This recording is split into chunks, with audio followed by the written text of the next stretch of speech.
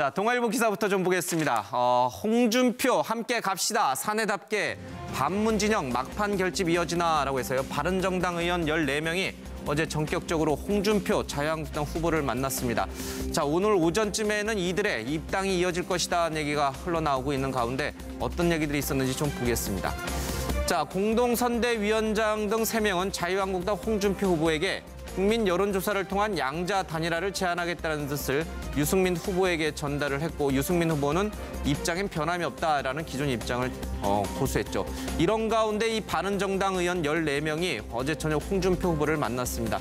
이 자리에서 홍 후보가 여러분이 좀 도와주면 정권을 잡을 자신 있다, 이길 자신이 있다라고 호소를 좀 했습니다. 함께 가고 같이 갑시다, 사내답게라는 얘기를 좀 했죠. 보수 대혁신 한번 해보자, 이런 얘기까지 좀 했습니다. 이에 대해서 참여했던 바른정당의 박순자 의원, 가장 마음에 와닿는 얘기는 도와달라는 이야기였다, 절실하게 와 닿았다, 이런 얘기를 좀 하고 있네요. 그리고 장제원 의원에게 기자가 탈당할 것이냐라고 질문하자 고개를 끄덕였습니다. 오늘 아침쯤에 봐야지라는 얘기도 좀 했습니다. 유승민 의원 쪽에서는 자, 떠날 테면 떠나라라고 합니다. 몇 달 해보고 실망할 거면 애초에 길을 나서지 않았다. 꿈이 죽어버린 시대에 나 유승민은 우리 개혁보수는 여전히 꿈을 꾼다. 따뜻하고 정의로운 보수, 공동체를 지키고 살리는 보수를이라고 얘기를 했습니다. 자, 문재인 후보 진영에서도 사실은 평가절하하고 있습니다만은 이것이 돌발 변수가 될지 우려한다는 얘기가 좀 흘러나오고 있습니다. 선거를 앞두고 여러 가지 일이 벌어지고 있다. 우리는 우리의 길만 갈 것이고 다른 사람들의 변화에 대응하지 않을 것이다 라고 말을 하면서도 내부적으로는 국민의당 안철수 후보까지 엮는 이른바 반문 단일화가 이어질 수 있을지 촉각을 곤두세우고 있다는 얘기를 하고 있습니다. 안철수 후보 측에서도 일부 바른정당 의원들을 받아들일지 검토한다는 얘기가 흘러나오고 있습니다. 김종인 개혁공동정부 준비위원장의 구도에 맞춰가지고 반문 대연합, 반문 후보 단일화를 꿈꿀 수도 있다는 얘기가 흘러나오고 있습니다. 먼저 이 바른정당 의원들이 홍준표 후보를 만난 얘기부터 좀 화면으로 보겠습니다. 홍준표 후보의 보수 대통합에 대한 의지와 소신을 듣고 싶습니다. 그런 의원들의 바람을 담아서 오늘 이 자리가 마련되었습니다. 이분들이 이루고자 했던 보수 대혁신 같이 이루자, 한번 해보자. 그렇게 내가 이야기했고 좌파한테 정권 넘겨줄 수는 없지 않느냐. 바른정당을 탈당하고 자유한국당에 복당하는 그런 논의를 지금 하고 있습니다. 논의를 하신 지금 플랜 B. 다들 종합해서 내일 아침에 모여서 얘기를 할 거예요. 내일 이게 아침에? 그러니까 어떤 결정도 한 게 없어요 지금. 그러니까 충분히 들었고 우리 홍준표 후보 말씀 충분히 들었고. 박정화 부실장님. 네. 쪼개지는 거예요? 글쎄 모르겠습니다. 그냥 일단은 아침에 그 뉴스를 접하고 있는 국민들, 그다음에 저희를 지지하고 있는 지지자들한테 송구스럽고 부끄러운 마음인데 일단 지금 현재 좀 만나고 계시니까만 봐야 되는데요. 뭐 쪼개져서 탈당을 해서 복당을 하거나 혹은 뭐 그냥 그 신분을 당적을 갖고 있으면서 지지 선언을 하거나 큰 의미가 있나 싶은 생각이 들고요. 다만 아쉬운 점은 저희 당이 전 5월 4일이 돼야 한 창당 100일 정도 됩니다. 그러니까 지난 그 엄동설한 속에서 그 바른정당을 만들었고 개혁보수가 뭔지에 대해서 주창하셨던 분들이 얼마 되지도 않은 시간에 이렇게 그 다시 뜻을 달리하는 거에 대해서는 좀 아쉽고 안타까운데요. 그분들 뭐 나름대로 다 사정이 있을 테고 무슨 사정이 있는 거예요, 저분들은? 있을 테니까 제가 뭐 그분들 말씀을 드리는 건 뭐 적절치 않은 것 같고요. 하여튼 어제 유승민 후보가 그 페이스북에 본인의 친필로 이렇게 글을 썼던 것처럼 애초에 마음을 먹었던 것처럼 우리도 변해야 되는 보수 뭐 이런 거에 대해서 계속 얘기를 하면서 건전한 보수, 그다음에 합리적인 보수가 우리 유승민 후보를 의미 있게 지원해 줄 거라고 기대하면서 앞으로 가겠습니다. 그러니까 갈 테면 가라 이거죠? 뭐 저희가 손을 쓸 수 없는 상황까지 지금 예. 많이 가 있는 거 아닌가 싶은 생각이 알겠습니다. 듭니다. 예. 우리 박정아 부실장님 대신해서 매일경제신문 기자가 그분들의 속내를 좀 살펴봤는데 바른정당 내 집단 탈당은 대선 이후 정계 재편을 고려한 의원 각자의 정치적 계산이라는 분석이 제기된다. 쉽게 말하면 자기들 살려고 그런다 이런 뜻이 되는 거죠. 조금 더 볼까요? 홍 후보와 회동에 나선 의원들, 어제 의원들 대부분이 내년 지방선거를 노리는 중진이거나 이른바 김무성계로 분류되는 인사들이라는 것도 이런 분석을 뒷받침한다. 양강 구도를 달리던 안철수 국민의당 후보를 맹추격하는 홍 후보에게 자신들의 정치적 미래를 의탁하는 것이 낫다고 판단한 것으로 보인다. 예, 이 매일경제신문 기자의 해석만 따르면은 어제 탈당하기 위해서 이제 홍 후보를 만난 분들은 지극히 정치 철새들이다 이런 뜻이 되는 거예요. 그렇죠? 동의하십니까? 저 말씀 안 드리겠습니다. 말씀드리겠습니다. 그러면 자유한국당으로 가는 김용남 우리 의원님, 이 정치 철새인들 받아들이시는 거예요? 이게 저희는 이제 바른정당에 지금 가 계신 분들을 잠시 가출했다고 생각하고 있었기 때문에 예, 예. 이게 철새가 아니라 가출하신 분들이 잠시 가출했었는데 이제 돌아올 때가 됐고 가출 기간이 너무 길어지면 그때는 진짜 출가해야 됩니다. 그러니까 이제 겨울에 따뜻한 남쪽으로 갔다가 이제 봄이 되면 다시 돌아오듯이 집 나갔으면 이제 며칠 됐으면 돌아와야죠. 예. 이제 근데 이제 문제는 예. 바른정당에 지금 나가셨던 분들이 사실은 탈당의 명분이 약하다 보니까 예.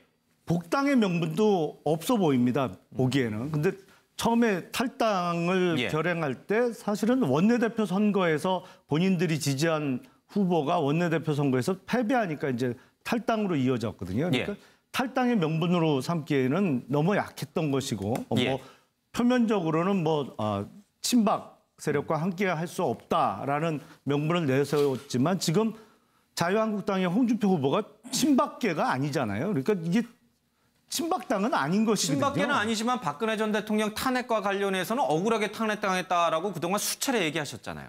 여론 재판의 성격이 짙다라고 얘기를 했죠. 그거는 이제 어느 정도는 뭐 보기에 따라서는 의견을 달리할 수 있지만 어느 정도의 팩트를 얘기를 한 겁니다. 사실은. 그런 면에서 얘기를 한 거고 홍준표 후보는 오래전부터 누가 봐도 명백히 친박계는 아니었거든요. 그러니까 자유한국당은 사실은 물론 친박 의원도 있지만 아닌 분들도 많기 때문에 어떤 친박과 함께 정치를 할 수 없다는 명분으로 탈당하기에는 탈당 명분이 약했던 것이거든요. 알겠습니다. 뭐 그런 명분이라면 지금도 복당의 명분도 없는 것이죠. 그러니까 잠시 나갔다가 출가에 이르기 전에 돌아오는 거다. 이렇게 보시면 될 것 같습니다. 저분들 애초에 탈당한 게 이제 이 박근혜 전 대통령 탄핵 때문에 나간 건 아니다 이런 뜻인 거죠. 그러니까 그게 주 이유는 아니라는 거죠.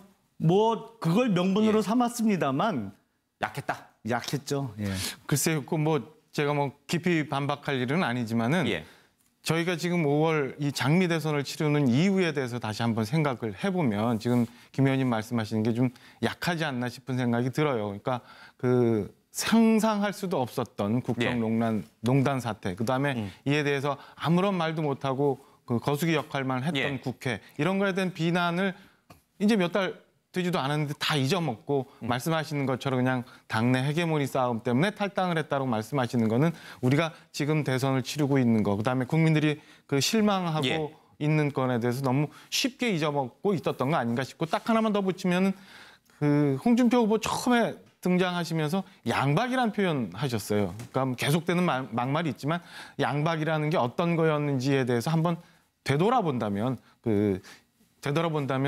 이렇게 쉽게 편하게 나왔거나 혹은 또 쉽게 돌아갈 수 있는 건 아니었다라고 국민들이 이해하실 거라고 봅니다. 우리 이제 두 분께서 말씀을 너무 없으니까 한 말씀씩 듣고 다시 조금 이제 기회를 드릴게요.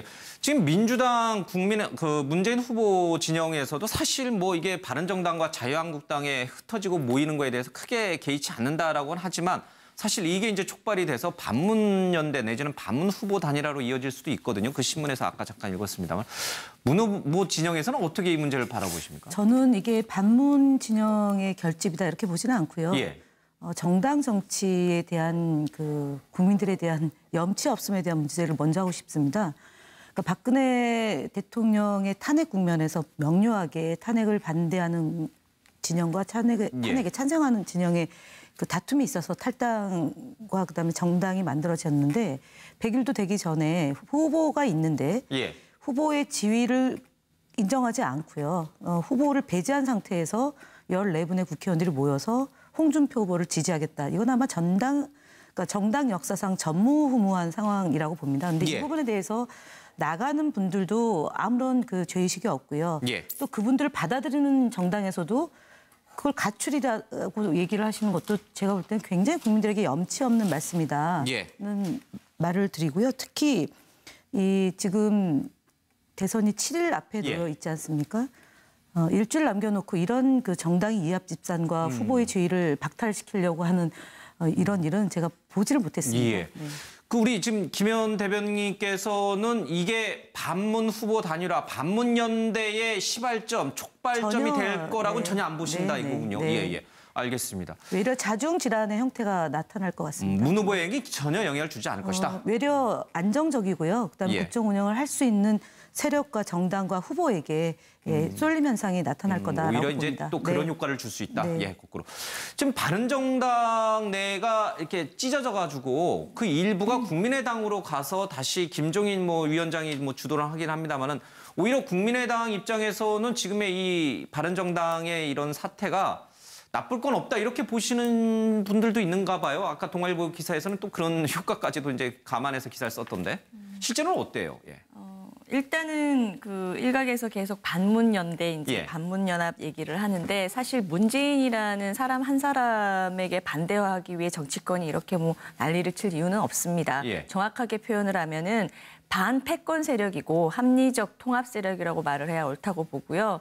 문재인 방금 후보를 말씀하신 제외한 나머지 분들을 반패권 세력이라고. 친박 패권도 안 되고 예. 친노 친문 패권도 안 된다는 거죠. 언제까지 우리가 진보 보수 진영으로 딱 굳건하게 나뉘어가지고 누가 집권하건 계속 상대방은 발목을 잡고 현 정권은 아무것도 할 수 없는 그런 틈 사이에서 계속 국민들만 희생돼 왔기 때문에 예. 이번 대선만큼은 박근혜 전 대통령이 탄핵이 되고 소위 말하는 친박 패권이 무너져가는 과정에서 정말 새로운 대안 세력과 대안 후보와 대안 집권이 이루어져야 된다는 그런 의미가 담겨 있다라고 봐야 예. 되고요. 반문연대는 그것을 좀 평가절하하는 표현이다 이렇게 말씀을 드리고 바른정당은 사실 모르겠습니다. 국민의당 내부에도 다양한 의견들이 있을 건데요. 기본적으로는 지금의 이렇게 갈라지는 듯한 모양새는 굉장히 아쉬운 거죠. 왜냐하면 바른정당은 사실 이제 박근혜 대통령 탄핵을 가능하게 했던 결정적인 세력이었습니다. 그리고 유승민 후보를 중심으로 해서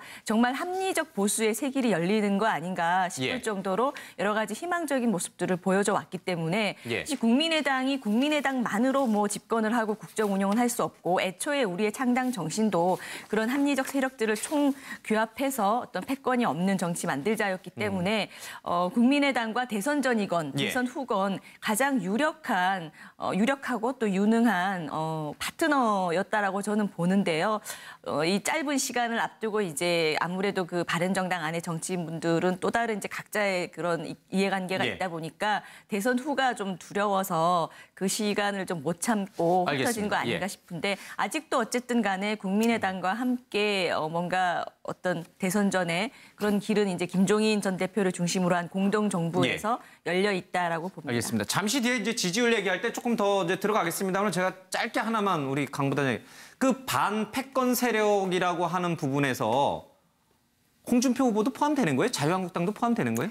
그것에 관해서는 마치 안철수 후보님하고 김종인 전 대표님이 이견이 있는 것처럼 보였는데요. 지금은 내부적으로 어느 정도 정리가 된 것이 홍준표 후보는 사실 김종인 전 대표님 말씀처럼 친박계는 아닙니다. 그리고 탄핵에 대해서 찬성 반대도 할 수 없는 경남도지사 입장이었는데요. 그런 측면에서 본다면 지금 현재 보수 진영의 유력한 후보로 되고 있기 때문에 대선 후에는 어쨌든 간에 연정이든 협치의 대상이 된 건 분명한데 대선 전과 관련해서는 아무래도 안철수 후보라는 후보 입장과 김종인 전 대표처럼 공동 정부를 만들어내는 입장이 조금 다른 것 같아요. 안철수 후보 같은 경우에는 홍준표 후보가 친박계는 아니었음에도 불구하고 최근 후보 과정에서 보여준 대지 흥분제라든지 여성 비하 발언이라든지 이런 것들이 논란이 돼서 이제 대통령 후보 자격이 없다라고 강하게 얘기했던 입장이잖아요. 그런데 어떻게 대선 전에 홍준표 후보를 직접 겨냥한 연대를 하기 좀 어려운 그런 입장차라고 보시면 될 것 같습니다. 반패권 세력은 맞지만은 연대할 수는 없다 이런 뜻이군요. 대선 전에. 반패권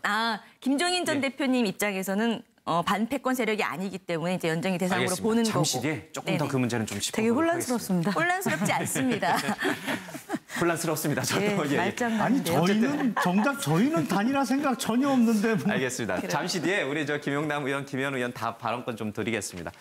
김무성계 핵심들도 탈당 가세한다. 유승민의 단일화 최후 통첩이다라고 해가지고 얘기 방금 나온 것처럼 지금 바른정당이 자유한국당행 그리고 국민의당행 유승민 지지 잔류파 이렇게 쪼개지고 있는 모습을 좀 보이고 있습니다. 최근 이 국민의당 행파도 고민에 들어갔는데 안철수 후보의 지지율이 하락하고 홍 후보 쪽이 올라오면서 과연 국민의당으로 가는 것이 자신들에게 실익이 있느냐 이런 깊은 고민에 빠졌다는 기사가 조선일보에 좀 실려 있고요. 유 후보 쪽도 이제 문제가 되고 있습니다. 사실 김무성, 주호영, 정병국 등 공동선대위원장들마저도 후보 단일화에 응하라라고 압력을 가하고 있습니다만 유 후보가 좀 거부를 하고 있는 그런 상황입니다. 김종인의 3자 단일화 역시 딱히 오겠다는 사람은 없는데 김종인 대표 혼자 역시 열심히 뛰고 있다라는 식으로 이 기사가 좀 실려 있습니다.